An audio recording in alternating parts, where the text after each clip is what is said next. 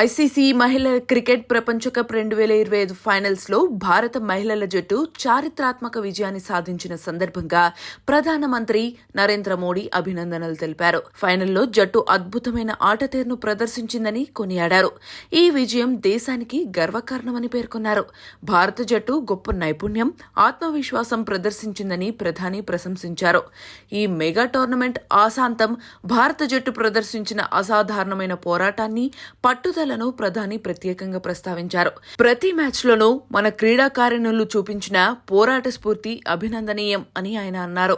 విజయం సాధించిన ఆటగాళ్లందరికీ తన శుభాకాంక్షలు తెలిపారు.